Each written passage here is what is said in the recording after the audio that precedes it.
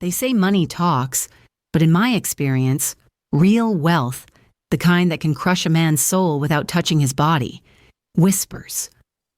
Ryan stood at the head of the table, raising a glass of vintage Krug to a room full of people he couldn't afford to impress. He looked at me with pity. I looked back with the patience of a sniper who knows the wind speed and the drop. He didn't know I wasn't just his future sister-in-law. I was the bank, and his loan was due. If you're watching this video, tell me where you're from or what time it is for you. The sound of the silver spoon striking the crystal flute was sharp enough to trigger my arrhythmia. Ding, ding, ding. I pressed my hand against the silk of my dress, right over my sternum, feeling the frantic, fluttering bird caged inside my ribs. My doctor called it stress-induced cardiomyopathy. My sister Lauren called it Maya being dramatic. Ryan, standing tall and golden under the chandelier's glow, just called it weakness. The rehearsal dinner was being held in the private solarium of the St. Regis. It smelled of white lilies and old money, specifically money that was rapidly drying up, though I seemed to be the only one in the room who knew how to read a balance sheet. Ryan cleared his throat. He had that expansive, confident posture of a man who believed the world owed him a favor. His tuxedo fit perfectly, likely tailored on Savile Row and charged to a corporate account that was currently red-flagged by 3 different compliance officers. "To Lauren," Ryan said, his voice smooth, projected to the back of the room without a microphone. "The love of my life, and to her family, who have welcomed me with open arms." He turned his gaze toward me. The smile didn't reach his eyes. It stopped at his mouth, tight and performative. "And even to Maya," he continued, the room quieting, "who reminds us all that life is a journey. Even if that journey involves sleeping in the guest house and finding yourself at 32. A ripple of polite, uncomfortable laughter moved through the guests. My grip on the tablecloth tightened until my knuckles turned the color of bone. I didn't blink. I couldn't. If I engaged, if I fought back, my heart rate would spike past 140 and I'd end up on the floor. "Seriously, though," Ryan went on, unwilling to let the moment pass. "Maya, we're going to get you sorted. Once the IPO hits next month, I'm setting up a trust. No one should have to worry about where their next meal is coming from. Family supports family." The humiliation was a physical thing, a cold flush of heat climbing up my neck. He was painting me as a charity case, a leech. It was brilliant, really. By framing me as the dependent, he insulated himself from suspicion. Who would suspect the benevolent billionaire of stealing from the sister-in-law he was publicly offering to save? I forced the corners of my mouth up. It felt like cracking plaster. "Thank you, Ryan," I said. My voice was steady, despite the flutter in my chest. "You're always so generous with things that haven't happened yet." Lauren shot me a warning look. Her eyes, wide and terrified of conflict, begged me to stop. She gripped Ryan's arm, beaming up at him. She saw a savior. I saw a man whose debt-to-equity ratio was currently 400%. Ryan laughed, dismissing my comment with a wave of his champagne glass. "Optimism, Maya, it's the engine of capitalism. You should try it sometime. Maybe it would help with the job hunt." He downed the champagne. The room applauded. I reached for my water glass, my fingers trembling just slightly, not from fear, but from the sheer crushing effort of holding back the truth. I took a sip. "Enjoy the champagne, Ryan," I thought, the cool water soothing my throat. "I own the vineyard." The rain hammered against the roof of the SUV, a rhythmic, drowning sound that filled the silence between us. Lauren was driving. I sat in the passenger seat watching the wiper blades fight a losing battle against the storm. Slap. Drag slap. "You were rude," Lauren said finally. She didn't look at me. Her hands were at 10 and 2, gripping the leather wheel too tightly. I was rude? I turned my head, the movement heavy. He announced to 50 people that I'm a charity case. He's trying to help, Maya. He knows you've been struggling since the hospital. She wouldn't say heart attack. She wouldn't say burnout. To Lauren, my collapse 6 months ago was a shameful secret, a glitch in the perfect family matrix. I'm not struggling, I said quietly. I'm recovering. There's a difference. He's under a lot of pressure, she deflected. The merger. The IPO. It's billion-dollar stuff. He snaps sometimes. He doesn't mean it. I looked out the window. The city lights smeared into long, blurry streaks of neon. Does he talk to you about the merger, the details? He says it's complex, regulatory hurdles. Regulatory hurdles, I repeated. That's a specific phrase. Why do you always do this? Lauren's voice cracked. Why can't you just be happy for me? He's going to save the house, Maya. Mom's estate taxes are due in 3 months. If Ryan doesn't pay them, we lose everything. The house, the land, Dad's library. I can pay the taxes, I said. Lauren let out a sharp, bitter laugh. With what? Your savings from the firm? You haven't worked in 2 years. You live in our guest house. Just let him be the hero, okay? Please. My phone buzzed in my lap. I flipped it over. The screen illuminated the dark cabin with a harsh blue light. It was a push notification from my secure terminal app, Citadel. Alert. Apex Dynamics, APX, covenant breach imminent, creditor, Bluebird Holdings, action required. I stared at the text. Ryan's company wasn't just facing regulatory hurdles. They had missed a bond payment. To me. Who is it? Lauren asked, glancing at the glow. Spam, I lied, thumbing the screen dark. Just someone trying to sell me something I don't need. I looked at my sister's profile. She looked so tired, her hope hanging by a thread that Ryan was currently spinning out of thin air. She needed him to be rich. She needed the fairy tale so badly she was willing to let him trample me to keep it alive. He's not who you think he is, Lo, I whispered. Stop it, she snapped. Just stop. It was 3 a.m. when the chest pain woke me. It wasn't the sharp, crushing pain of an attack, but the dull, heavy ache of anxiety. My heart was a traitor, thumping in irregular rhythm against the mattress. Thump, thump, pause, thump. I sat up, gasping for air. The guest house was dark, but through the French doors I could see the main house across the courtyard. The lights were on in the study. Ryan. I swung my legs out of bed. The floorboards were cold. I needed water, but more than that, I needed to know why the billionaire was awake at 3 a.m. on his wedding weekend. I slipped on my robe and walked out onto the small patio. The air was thick with humidity. The distance between the guest house and the main study was less than 20 yards.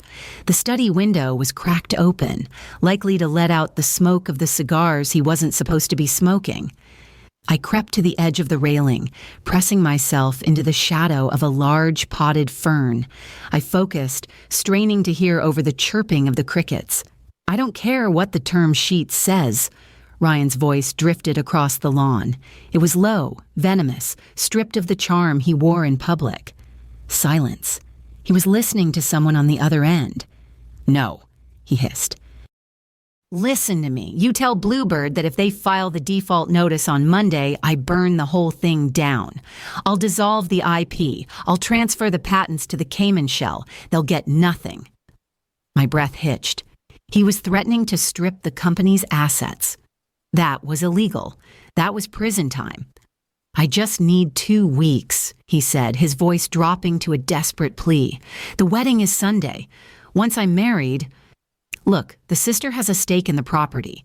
I can leverage the estate. It's prime collateral. I just need her signature. I froze. The cold from the stone patio seeped into my bare feet. He wasn't paying the estate taxes. He was planning to use the family home, my home, Lauren's home, as collateral to plug the hole in his sinking company.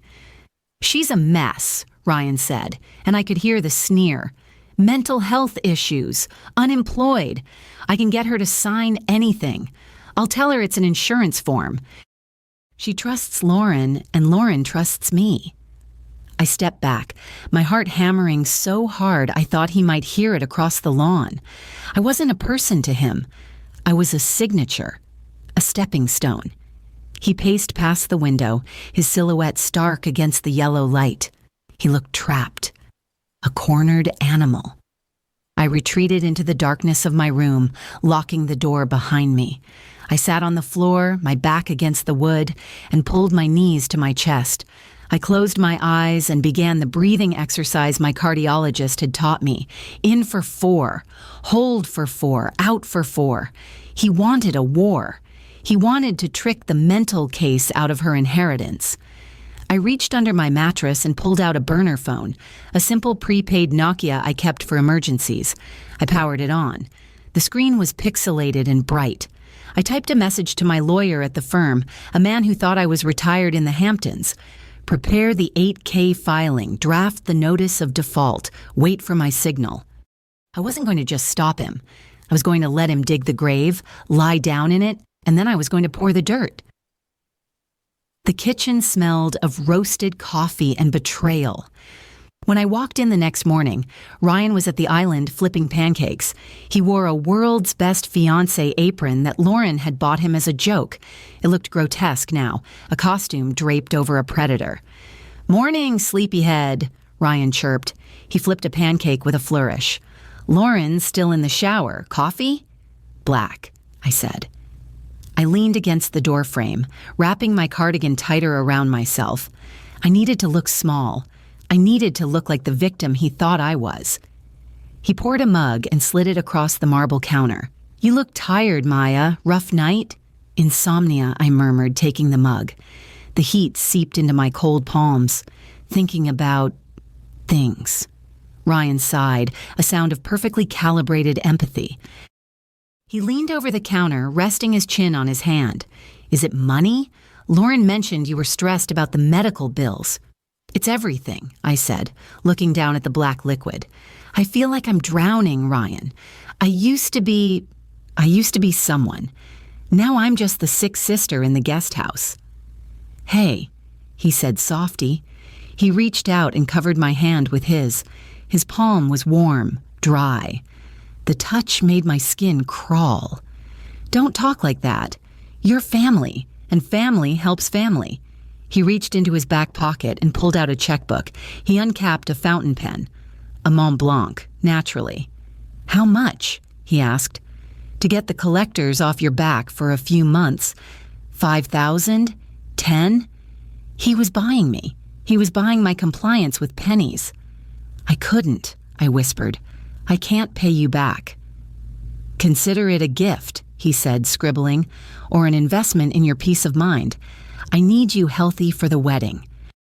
"Lauren needs you healthy." He tore the check out and slid it toward me. $10,000. "Take it," he urged.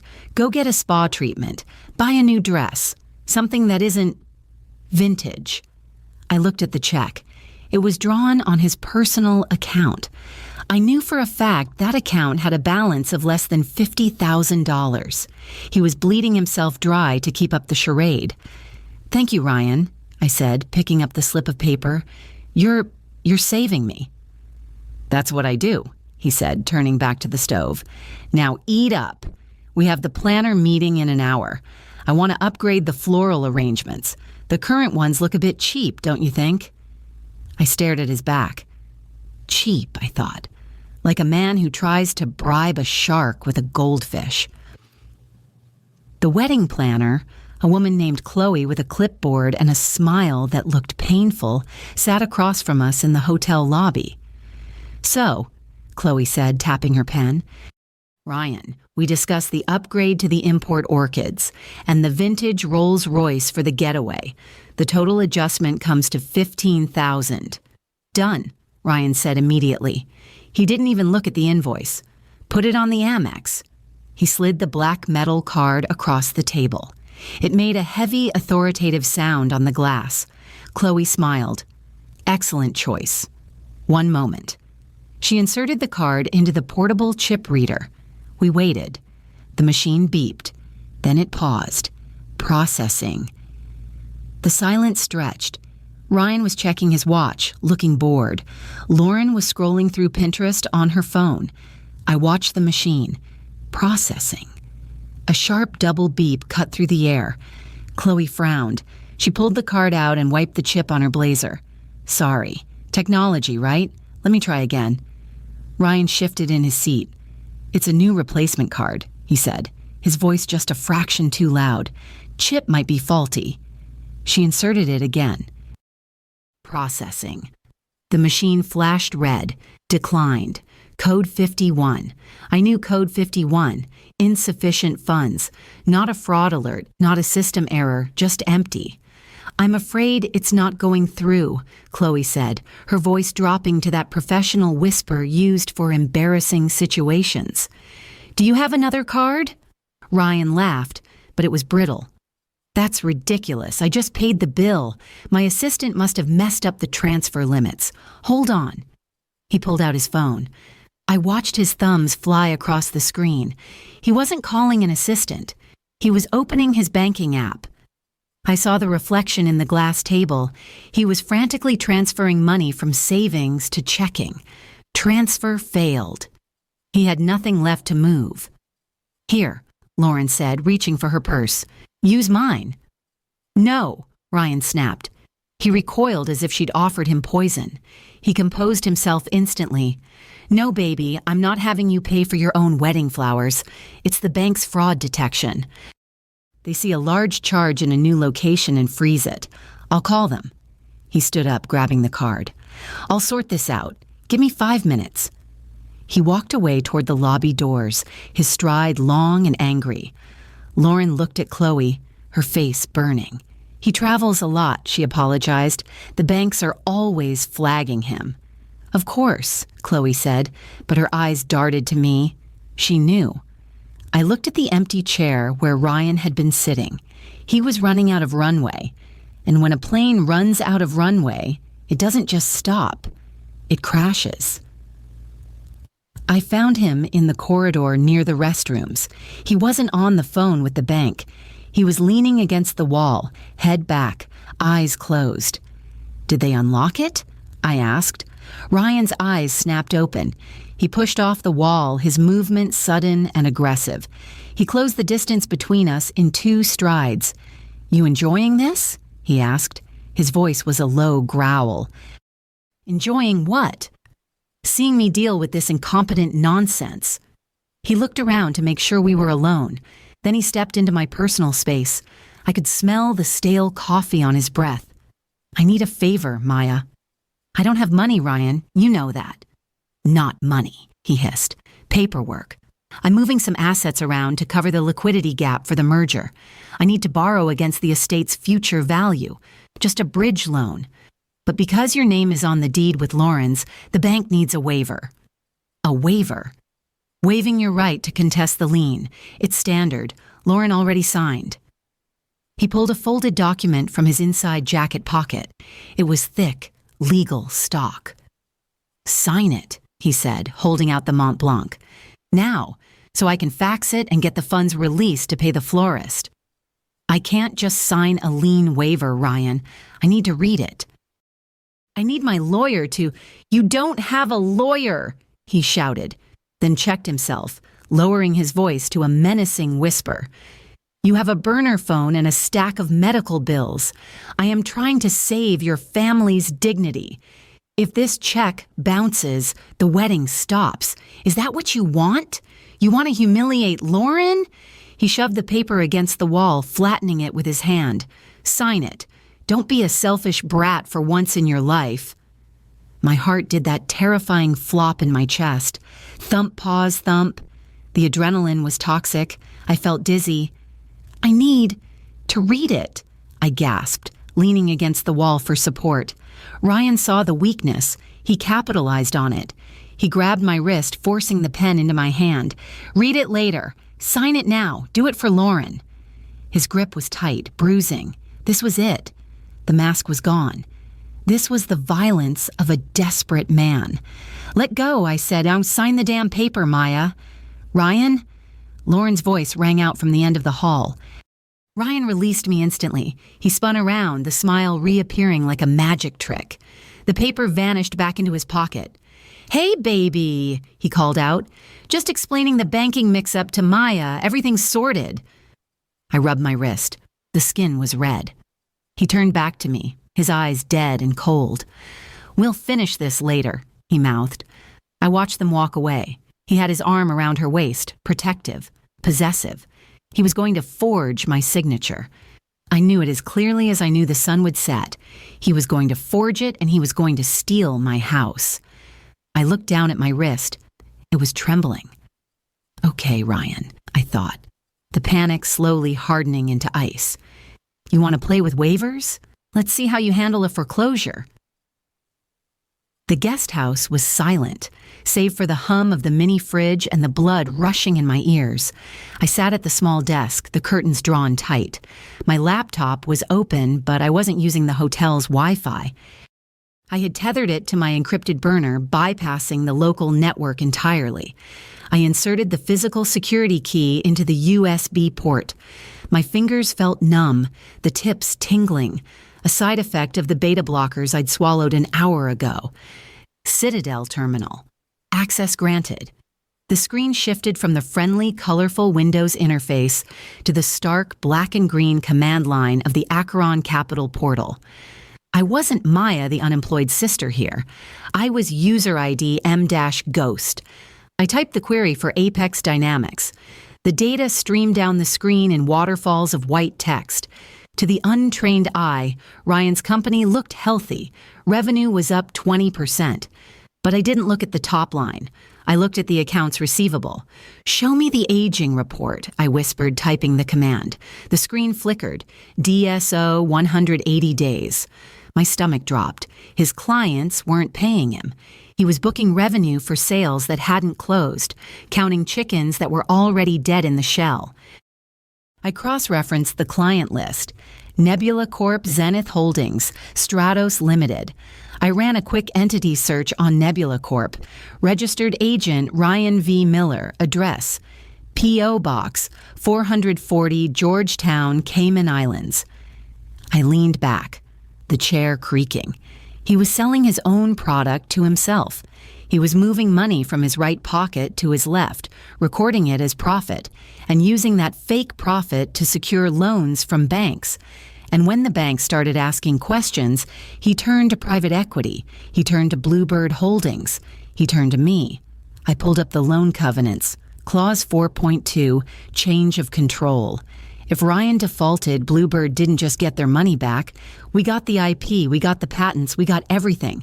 He wasn't just broke. He was a fraudster, and he was about to marry my sister to secure a line of credit that would drag her into federal court as an accomplice. I took a screenshot. My hands were shaking so badly I had to use both of them to press the keys. This wasn't just leverage anymore. This was a smoking gun. I found Lauren in the bridal suite. She was sitting on the floor, surrounded by piles of tulle and silk, weeping over a broken zipper on her rehearsal dress. "Lo?" I stepped inside, closing the door softly. She looked up, mascara running down her cheeks. "It won't close." I gained weight. "Ryan's going to notice." "He won't notice," I said, kneeling beside her. "You look beautiful." "I look like a failure," she sniffed. "Everything has to be perfect. The investors are coming to the wedding, Maya. If I don't look the part of the CEO's wife..." "Lauren, listen to me." I took her hands. They were cold. "The investors aren't coming because of the dress. They're coming because they're worried." "What?" She pulled her hands away. "I need you to look at this." I pulled my phone out, bringing up the screenshot of the Cayman registry. "Ryan is lying to you. His company is a shell game. He's selling to himself to inflate the stock price. If you sign that marriage license, half of his debt becomes your problem. Half of his fraud becomes your problem." Lauren stared at the screen. Then she looked at me. Her expression hardened. "You hacked him?" I did due diligence. I used to do this for a living, Lo." "You used to," she said, standing up. The tool rustled around her like a storm cloud. Now you're just bitter.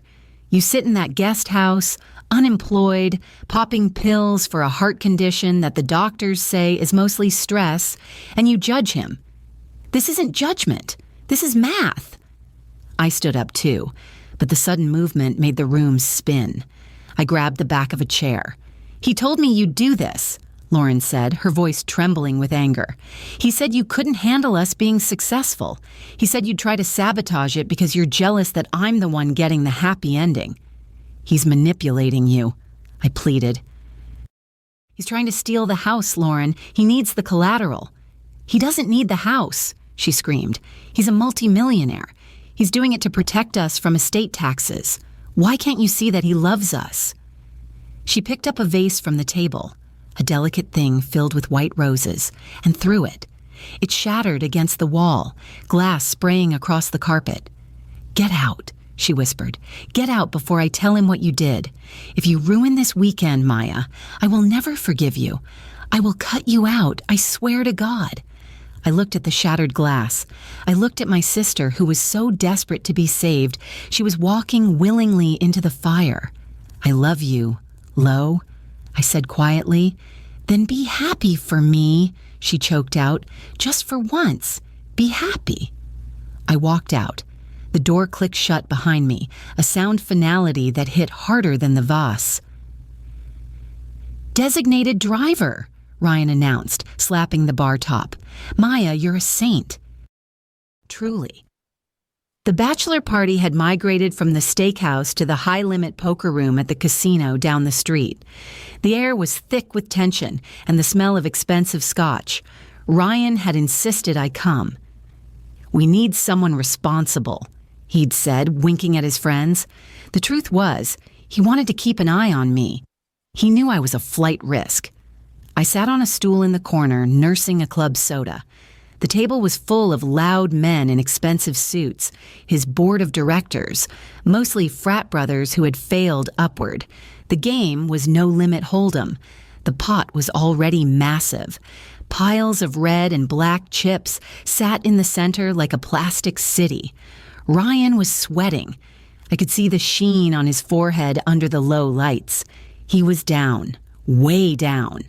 Raise, Ryan said, pushing a stack forward. 5,000.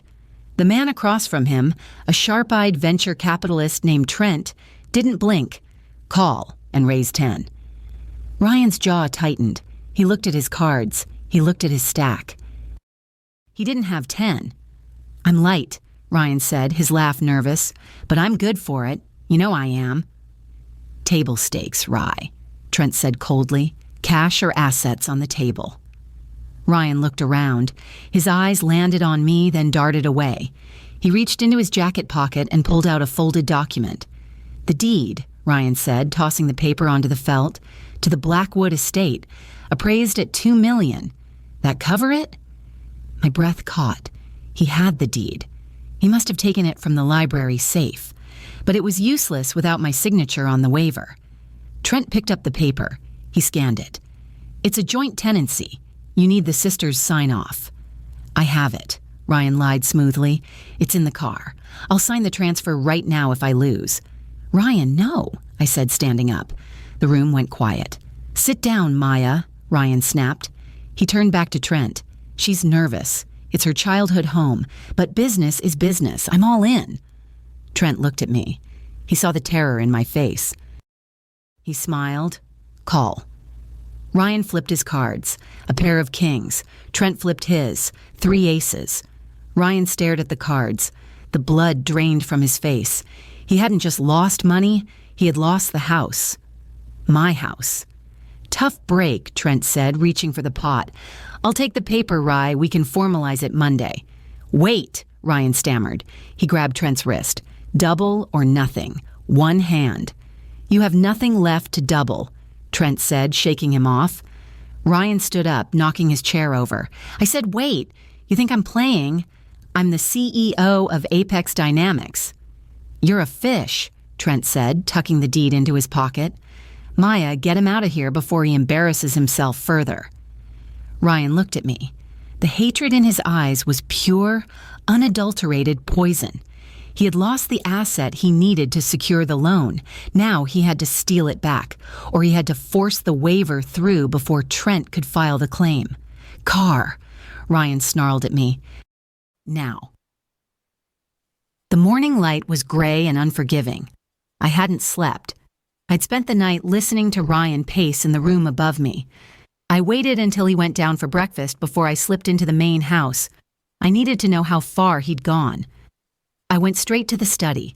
The fax machine, an ancient relic my father insisted on keeping, sat in the corner. The transmission log light was blinking. I pressed the button. The small LCD screen lit up. Last TX 6:45 a.m. Dest County Clerk Recorder. Status. Okay. He hadn't waited for Monday. He had faxed the waiver. I frantically searched the paper tray. The original document was gone. I looked in the wastebasket. Nothing. I turned to the shredder. It was full of fresh, white confetti. He had forged my signature, faxed it to the county to clear the title, and then shredded the original so I couldn't prove it wasn't my handwriting. My knees gave out. I sank into the leather chair. The county clerk's office opened at 9 a.m. on Saturdays for digital processing. It was 8:15 a.m. now. Once they stamped that waiver, the lien against the house would be valid. The loan would execute. The money would hit Ryan's offshore account, and the house would be encumbered by millions of dollars of debt. I grabbed the phone on the desk. Dead. He'd unplugged the landline. I pulled out my burner. 1 bar of service. The storm had knocked out a tower. I dialed my lawyer. Ring, ring, ring. You have reached the voicemail of... I hung up. I dialed the county recorder's automated line. Welcome to the automated document system. For English, press 1. I pressed 1, my fingers shaking. To record a document, press 2. To report a fraudulent filing, press 3. I pressed 3. Please enter your 10-digit case number. I didn't have a case number. I didn't have a police report. I was trapped in the menu loop of hell. Representative, I said to the robot. Representative. I'm sorry, I didn't catch that. I hung up, sobbing dry, angry tears. The system was designed to work for people with time. I didn't have time. I had 40 minutes before Ryan owned my life. I needed to stop the digital handshake. I needed to flag the property manually. And the only way to do that was to log into the county portal with a notary's credentials. I wasn't a notary, but I knew someone who was. My mother's old estate planner, Mr. Henderson. He was 70 years old and used the password 123 for everything.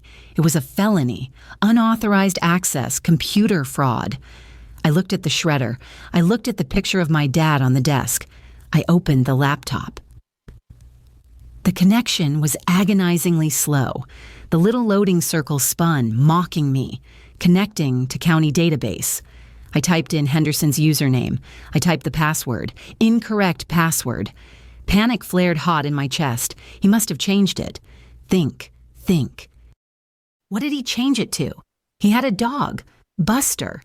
He got a new dog last year. What was its name? I closed my eyes, trying to remember the Christmas card. A golden retriever. Rusty. I typed, Rusty123, incorrect password. Come on, I hissed, sweat dripping down my back. Think like an old man. Maybe the year. Rusty 2024. Access granted. I let out a breath that was half scream. I navigated to the pending queue. There it was. Doc ID 994-A, waiver of lien. Grantor Maya Blackwood. It was sitting in the queue, waiting for the 9 a.m. batch process. Time check, 8:48 a.m. I clicked on the file.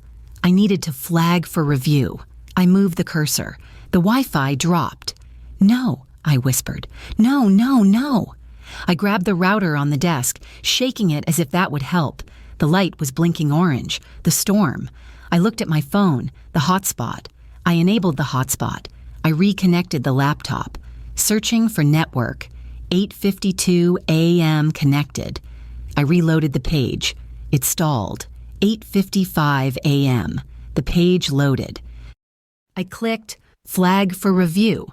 A pop-up window appeared. Reason for flag? I typed fraud, forgery, police report pending. I hit submit. The screen froze. The little circle spun. 8:58 a.m. Processing. 8:59 a.m. My heart was doing flip-flops. If this didn't go through, the batch would run. Processing. The clock on the wall ticked over to 9 a.m. Error, timeout. I screamed. I actually screamed. Then a second message popped up below it. Submission received. 8:59:58 a.m. document 994-A suspended. I slumped back in the chair, the adrenaline crash hitting me like a physical blow. I had stopped it by 2 seconds. The door behind me opened. Who are you talking to? It was Ryan. I spun the chair around. Ryan stood in the doorway, dressed in his wedding suit. He looked perfect, except for the vein throbbing in his temple. He looked at me. He looked at the laptop. He looked at the fax machine. He knew. "What did you do?" he asked, his voice deceptively calm. "I flagged it," I said, standing up. My legs felt like jelly, but I forced them to hold me. "The waiver, it's suspended. The county won't record it." Ryan's face contorted. The mask didn't just slip, it shattered. He crossed the room and slammed the laptop shut, sweeping it off the desk. It crashed against the bookshelf. "You stupid bitch!" he screamed, the sound raw and ugly. "Do you have any idea what you've done? The lenders are waiting for that confirmation. If they don't get it by noon, they pull the funding." "Good," I said, backing up until I hit the desk. "Let them pull it." "I will go to jail," he roared, advancing on me. "I will lose everything, and so will you. Do you think I'm going down alone? I'll tell them you were in on it. I'll tell them you planned the whole thing." "They won't believe you," I said. "Why not?" He grabbed my shoulders, shaking me hard enough to snap my head back. "Who are you? You're nobody. You're the crazy sister. I'm the CEO. Who are they going to believe?" "Ryan, let go," I gasped, the pain in my chest flaring sharp and hot. "Fix it," he shouted, spit flying onto my face. "Log back in and unflag it. Now." "I can't," I choked out. It's under review." He raised his hand. For a second, I thought he was going to hit me. He wanted to. I saw the violence in his eyes. "You ruined my life," he whispered. "You ruined Lauren's life." "No," I said, my voice gaining a sudden, strange strength. "I saved her." "You have nothing," he screamed. "You are nothing. I pay for your food. I pay for your house. You exist because I allow it." "That's where you're wrong," I said. I reached into my pocket and pulled out my phone. I opened the email I had prepared. The notice of default. "Check your phone, Ryan." "What?" He blinked, confused by the shift in my tone. "Check your phone." He glared at me, then reached into his pocket. He pulled out his phone. He saw the notification. Sender: Acheron Capital / Bluebird Holdings. Subject: Notice of acceleration and default. He stared at the screen. He read the words. Then he looked up at me. His eyes were wide, confused. How did you get this?" "I didn't get it," I said, stepping away from the desk. I straightened my cardigan. I stopped shaking. "I sent it." "You?" He laughed, a nervous, confused sound. "You're broke." "I'm retired," I corrected. "From Acheron Capital. I'm the managing partner, Ryan, and Bluebird Holdings. That's my private family office." The silence that followed was heavy, suffocating. I watched the realization wash over him. The color drained from his face, leaving him gray and ashen. He looked at the phone, then back at me.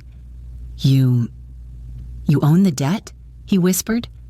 "I own the senior secured notes," I said, my voice ice cold. "I own the bridge loan. I own the convertible bonds. I own you." He took a step back, stumbling slightly.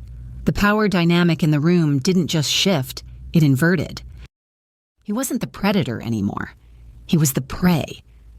"Clause 4.2. I said softly.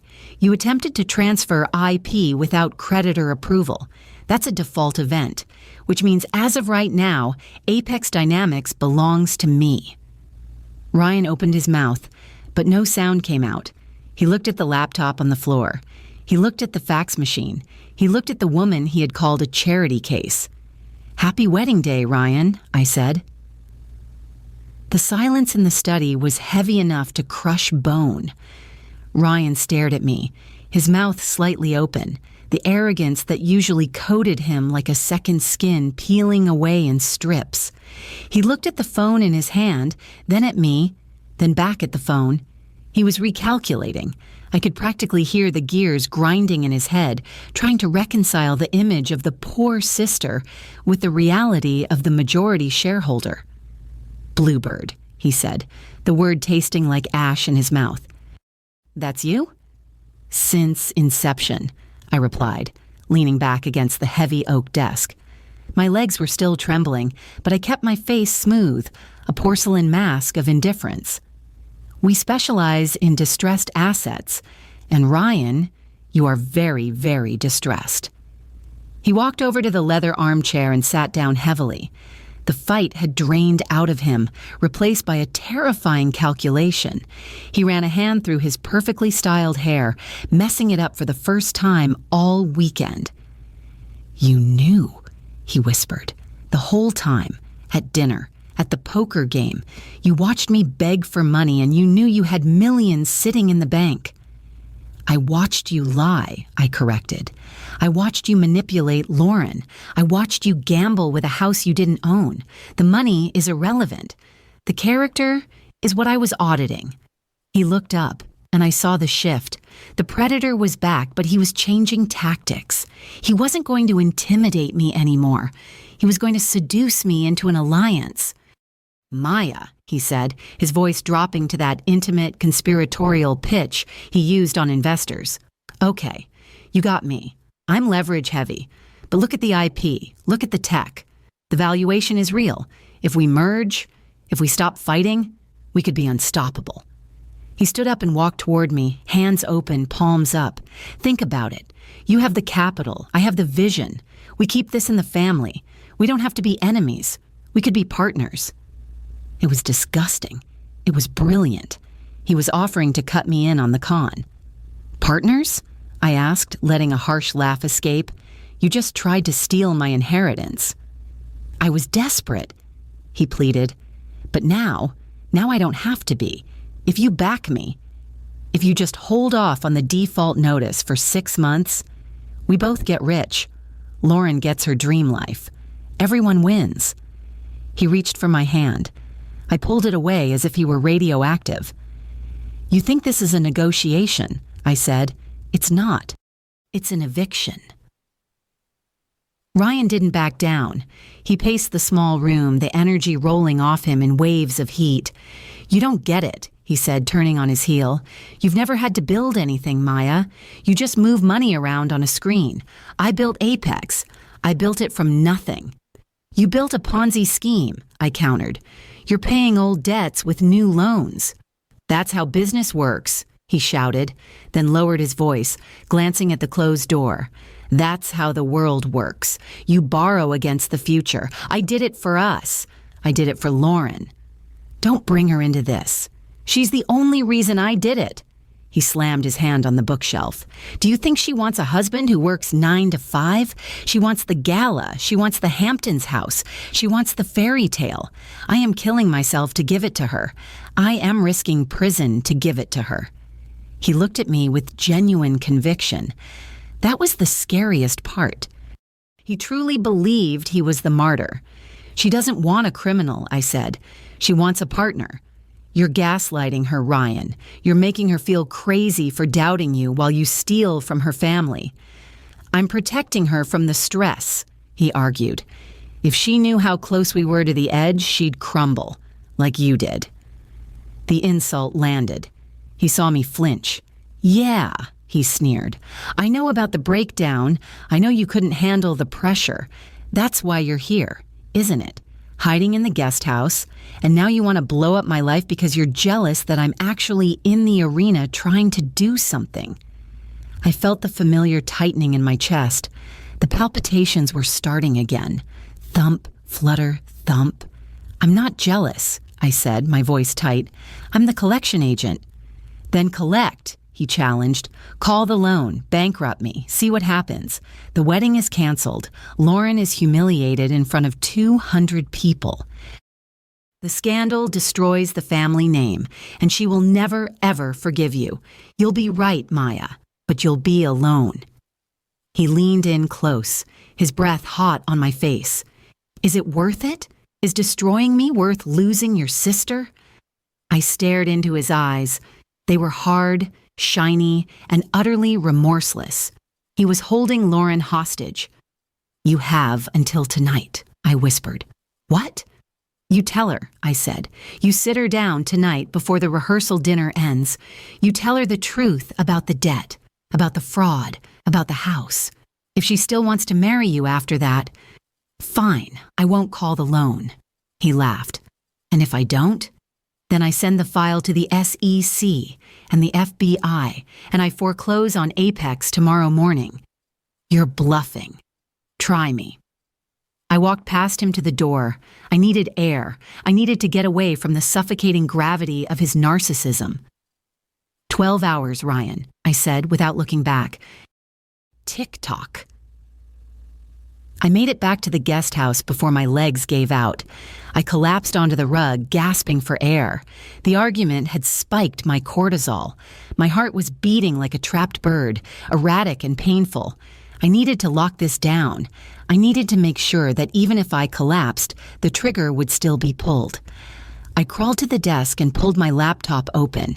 The screen was cracked from where Ryan had swept it onto the floor, a spider web of glass over the display. System booting. It flickered. The bottom half of the screen was dead pixels. I could only see the top menu bar. Come on, I gritted out. I managed to drag the window up to the visible section. I logged back into Citadel. I needed to set up a dead man switch. An automated email that would send the evidence package to the authorities and my legal team if I didn't enter a code every 6 hours. I typed the command. Upload evidence_pkg_final.zip size. 2.4 gigabytes. The progress bar appeared.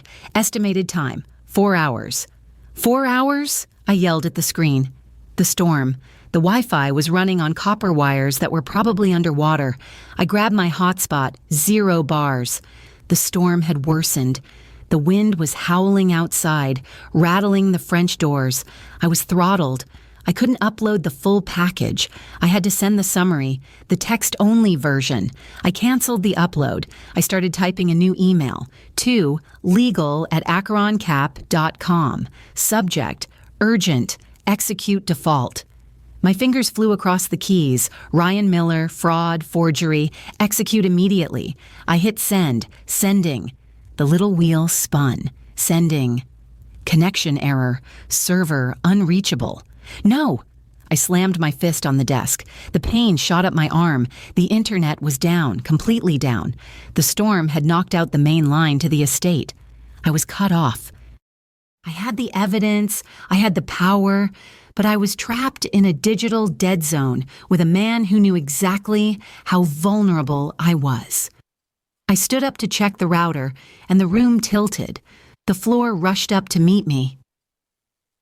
Black spots danced in my vision, not the little floaters you get from staring at a light, but great swimming voids that ate the edges of the room.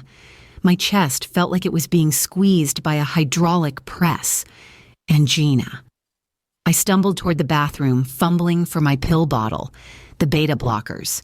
I needed them now. My hands were numb. I couldn't feel the bottle. I knocked it off the counter. It hit the tile floor. Clatter. Skitter. The pills spilled everywhere, tiny white discs rolling under the vanity into the grout lines. I dropped to my knees, gasping. The air felt thin, useless. I grabbed a pill, my fingers clumsy, like I was wearing oven mitts. I shoved it into my mouth, chewing the bitter chemical paste because I couldn't swallow. I leaned my forehead against the cool porcelain of the toilet. Breathe. In. Out. The door to the guest house opened. I froze. Maya? It was Ryan. His voice wasn't angry anymore. It was solicitous. Fake. I saw the lights flicker. He called out, "The power is out in the main house. You okay?" He walked into the bedroom. He saw the empty desk. He saw the bathroom door ajar. He pushed it open. He looked down at me, huddled on the floor, white foam at the corner of my mouth from the chewed pill. I must have looked pathetic. A broken thing. "Oh, Maya," he said, sighing. He didn't rush to help. He stood there, observing, assessing. "Is it the heart again?" "Get out," I wheezed. "I can't leave you like this," he said. He stepped into the bathroom. He towered over me. "You're clearly not well. You're having an episode. Delusions of grandeur. Paranoia." He crouched down. "You need rest," he said softly. "You need to sleep it off. All this excitement. It's too much for you." He reached for the glass of water on the sink. He filled it. "Here," he said, holding it to my lips. "Drink." I turned my head away. "No."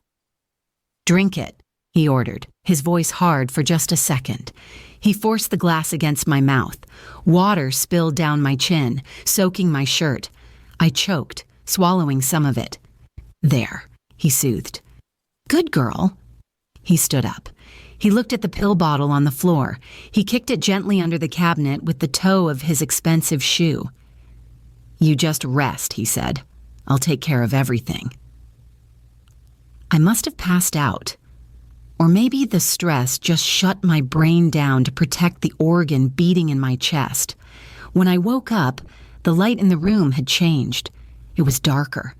The storm was raging outside, rain lashing the glass like gravel. I was in my bed.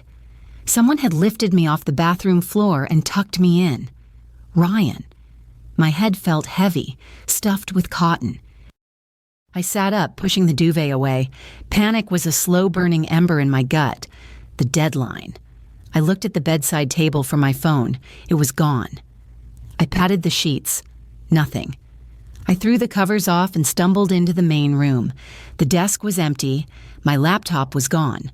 My primary phone was gone. The external hard drive I had plugged in, gone. He had cleaned me out.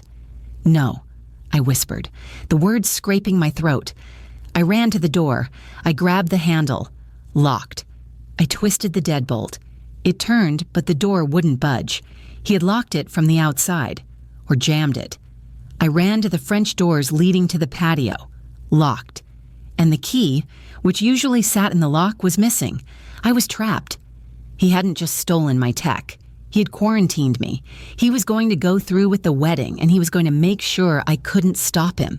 He would tell everyone I was sick, that I had a breakdown, that I was sedated for my own safety. I looked around the room. It wasn't a guest house anymore. It was a cell, and he had my laptop. He couldn't access Citadel. The encryption was military grade, but he could destroy the hardware. He could throw it in the ocean. He could buy himself time. He thought he had won. He thought he had cut the lines. I leaned against the door, feeling the cold seep through the wood. He was smart. He was ruthless. But he made one mistake. He thought I was just a rich girl playing dress-up. He didn't know about the paranoia that comes with managing $1 billion distress fund. I didn't waste time screaming. Screaming takes oxygen, and I needed every molecule. I dragged the desk chair over to the air conditioning vent high on the wall. It was an old house, and the vents were wide, covered by heavy iron grates. I climbed onto the chair. I reached up, my fingers searching for the latch. It was painted shut. "Damn it," I hissed. I climbed down and grabbed a metal letter opener from the drawer, one thing he hadn't taken. I climbed back up. I jammed the blade into the paint seam. I chiseled, scrape, chip, scrape. Paint flakes fell into my eyes. I didn't blink. I worked the blade around the screw heads. Finally, the grate groaned. I pulled. It swung open, rusted hinges shrieking. I reached into the dark, dusty duct. My hand brushed against something velvety, a spider web. I ignored it. I reached deeper. My fingers touched cool plastic. I pulled it out. A waterproof pouch. Inside, a satellite phone. Not a burner. A sat phone. The kind reporters use in war zones. The kind that doesn't need a cell tower. I unzipped the pouch. I checked the battery. 78%. I pressed the power button. The heavy antenna extended, searching for satellites. I looked out the window. The storm clouds were thick, but a sat phone only needed a line of sight to the sky. I unlocked the patio door, not by the handle, but by smashing a pane of glass with the heavy iron grate. The wind roared in, wet and violent. I stepped out into the rain. I was soaked instantly. My dress clung to my skin. I didn't care. I held the phone up to the angry gray sky. Signal, weak. "Come on!" I yelled over the wind. Signal, moderate.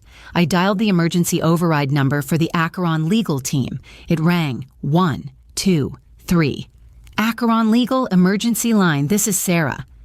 "Sarah," I shouted, water streaming down my face. "It's Maya. Protocol 0. Authentication. Alpha November 9er. There was a pause. The line crackled with static. "Maya, we haven't heard from you. We received a partial flag on a county document, but—" "Listen to me," I screamed. "Ryan Miller has stolen my devices. He is attempting to proceed with the merger under false pretenses. He has forged a lien waiver." "Understood. Do you want us to execute the default?" "No," I said, the rain blinding me. "The default takes 24 hours to process. He'll be married by then. I need you to do something faster." "Name it. Call the board," I said. "Call the investors. Send the dossier directly to their personal emails. Subject line, solvency crisis. And Sarah? Yes? Send a copy to the officiating minister." I hung up. I stood in the rain, shivering. The satellite phone clutched to my chest like a weapon. He wanted a show? He wanted a wedding to remember? I was going to give him the red wedding. I climbed back through the broken window. I had to get dry. I had to get dressed. The ceremony started in 2 hours. The wedding chapel was a glass cathedral overlooking the ocean, designed to catch the sunset. Ryan stood at the altar, hands clasped in front of him. He looked every inch the conqueror. The storm had broken, leaving the sky a bruised purple.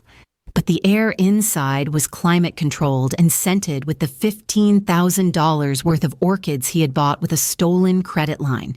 He checked his watch. 4:15. The ceremony was 10 minutes late. He glanced at the side exit. He had left strict instructions with the private security team he'd hired. The sister is unwell. She is not to be disturbed in the guest house. Under no circumstances is she to be allowed near the venue. He believed he had won. He believed I was sedated, locked behind a jammed door, crying into a pillow. He thought the silence from his phone meant the crisis was averted, not realizing I had bypassed his jammer with a satellite uplink. Lauren's mother, our mother, was dabbing her eyes in the front row. The investors, the board members, the friends he needed to impress sat in the pews, checking their phones. I wasn't there, and to him, my absence was the victory. He turned to his best man, Trent, the venture capitalist who held the deed to my house in his pocket. Ryan whispered something, a joke, a deflection. Trent didn't smile. He was looking down at his phone, his brow furrowed. Ryan didn't notice. He was too busy projecting success. He adjusted his cufflinks. He took a deep breath, inhaling the smell of victory. He didn't know that the oxygen in the room was about to burn up. The organist began to play the processional. The heavy oak doors at the back of the chapel swung open. The guests turned, expecting the bride. They got me. I hadn't put on the bridesmaid dress. That pastel chiffon monstrosity was lying on the floor of the guest house, soaked in rain and glass shards. Instead, I wore a white pantsuit, sharp, tailored, severe. It was the suit I wore to board meetings. It was the suit I wore when I fired people. I walked down the center aisle. My heels clicked against the marble floor, a rhythmic military cadence. Click, click, click. Ryan's head snapped up. His eyes went wide. For a second, he looked like he might faint. He took a half step forward, his mouth opening to shout, to signal security, to do something. I didn't look at him. I looked at the pews. I stopped at the third row, the power row, the board of directors of Apex Dynamics. I reached into my jacket pocket. I didn't have a dossier. The rain had ruined the paper. But I had my phone. And I had the confidence of a woman who held the kill switch. "Gentlemen," I said. My voice wasn't loud, but in the acoustic perfection of the chapel, it carried like a bell. I held up the phone. On the screen was the live ticker for Apex Dynamics, a PX $2.14, minus 85%. Status, halted pending news. "You might want to check your email," I said. "The solvency report has just been released." Ryan scrambled down from the altar. "Security," he screamed. "Get her out of here." "She's having a breakdown." Two large men in black suits started toward me. I didn't move. I kept my eyes on Trent. "Trent," I said calmly, "the deed in your pocket? It's worthless. The lien is flagged. But the fraud, that's federal." Trent looked at me. He looked at Ryan, who was running down the aisle, his face a mask of panic and rage. Then he looked at his phone. The color drained from his face. "Wait," Trent said, holding up a hand to the security guards. "Hold on." It started as a murmur, then a buzz, then a cacophony. Phones lit up across the room like fireflies. Ping, ding, buzz. The email I had sent via satellite had hit the servers. The subject line was simple. Apex Dynamics, accounting irregularities and CEO insolvency. "Oh my God," someone whispered in the back. "He sold the same shares twice," another voice hissed. "He's bankrupt." Ryan froze in the middle of the aisle. He looked around, turning in a slow circle. The guests weren't looking at him with admiration anymore. They were looking at him with the horrified fascination of people watching a car crash. He looked at the board members. They were standing up. They were buttoning their jackets. They weren't staying for the wedding. They were leaving to call their lawyers. "No," Ryan pleaded, reaching out to grab the arm of a silver-haired man. "George, wait, it's a mistake. It's a hack. She hacked the system." George pulled his arm away. "It's the SEC, Ryan. They just suspended trading. It's over." Ryan turned to me. He was trembling. He looked small. The golden boy was gone, replaced by a terrified fraudster stripped of his illusions. "Why?" he croaked. "Because you insulted the wrong shareholder," I said. The organ music stopped abruptly. The silence that followed was louder than the screaming. Then the doors opened again. Lauren stood there. She was in her white dress holding her bouquet. She looked at the guests standing up. She looked at Ryan, pale and shaking. She looked at me, standing in the aisle in my white suit. She didn't know the financial details. She didn't know about the stock price. But she knew in that instant that the fairy tale was dead. "Lauren!" Ryan shouted. He ran toward her. He needed a shield. He needed a prop. "Lauren, baby, listen to me. Maya is doing this. She's trying to ruin us." He grabbed her hands. She flinched. "Tell them," he yelled, spinning her around to face the room. "Tell them it's a lie. Tell them I'm good for it." "Ryan, you're hurting me," Lauren whispered, trying to pull her hands away. "I am saving us," he screamed. He was losing control completely now. The veins in his neck bulged. "I did this for you. I lied for you. I stole for you. Don't you look at me like that." The confession hung in the air. "I stole for you." He realized what he had said. He clamped his mouth shut. Sirens wailed in the distance, approaching fast. Ryan heard them. He looked at the side exit. He looked at the guests blocking the main doors. He let go of Lauren and shoved her. She stumbled back, tripping over her train, falling hard onto the marble. "Ryan!" I screamed, lunging forward. He didn't look back. He sprinted toward the sacristy door. He was running. The The CEO, the visionary, the groom, he was running like a common thief. I helped Lauren up. She was shaking, clutching her wrist. "He pushed me," she whispered, staring at the empty altar. "He pushed me." "He's gone, Lo," I said, holding her. "He's gone." The doors burst open. Not guests, police. "Ryan Miller," a uniformed officer shouted. He wasn't there, but they would find him. He had nowhere to go. I had frozen his accounts an hour ago. He couldn't even buy a tank of gas. The chapel emptied quickly. People don't like to linger near the scene of a crime. It feels contagious. I sat in the front pew. Lauren sat 3 feet away from me.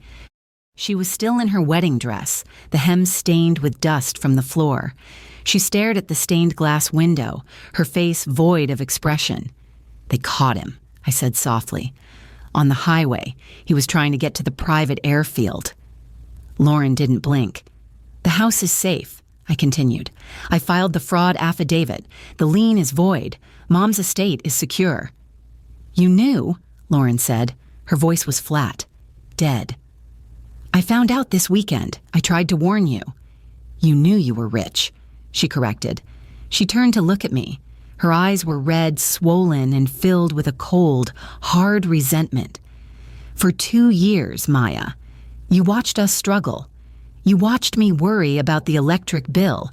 You watched me stress about the wedding budget, and you sat in the guest house with millions in the bank." "I couldn't tell you," I said. "I signed NDAs. I was protecting the family from liability." "You were testing us," she spat. "You were playing God. You wanted to see if we loved you when you were poor. Well, congratulations. You passed the test, and we failed." "That's not fair, Lo. Ryan was stealing from us." "Ryan is a criminal," she said, standing up. She ripped the veil from her hair and threw it on the floor. "But you're a liar, and I don't know which is worse." "I saved you from federal prison," I said, my voice rising. "If you had married him, you would be an accessory." "You didn't save me," she said, walking toward the door. "You humiliated me. You destroyed my life to prove a point. You could have written a check, Maya. You could have fixed it quietly, but you had to make it a spectacle." She stopped at the door. "Keep the house," she said. "I don't want it. It smells like you." I sat alone in the empty chapel. The silence was absolute. I pulled out my phone. I opened the banking app. Balance, $12,450,000. I typed in the account number for the family trust, the one that held the mortgage on the estate. Transfer amount, $450,000. Memo, paid in full. I hit confirm.